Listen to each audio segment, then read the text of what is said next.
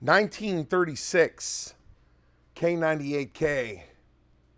Waffenamps all over this thing. Why was it here? It was here for conservation. But what happened was the punches that were used to try to drive this nose cap off had actually taken the metal here and rolled it underneath and jammed it up against the bayonet lug, meaning that in order to get the front of this gun apart, I ultimately had to hit it hard enough to break the end grain off and drive the whole thing apart was the only way to get it off.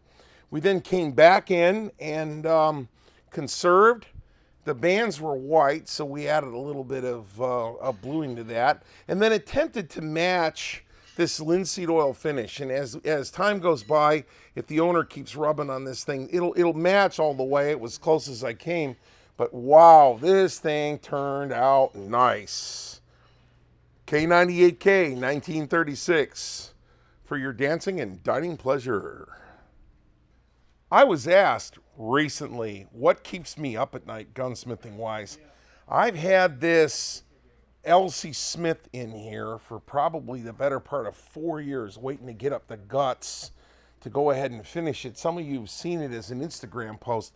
The problem is the gentleman had it case hardened, well, had it engraved and then case hardened before he had it stock, which means I can't touch this thing with a tool anywhere. However, I'm getting to the point now where I'm beginning to make a little bit of headway on it.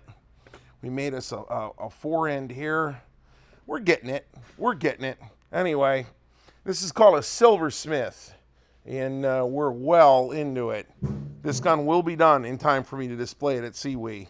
CWE is 14, 15, 16 February at the Gay Art Auditorium in downtown Charleston. Outstanding.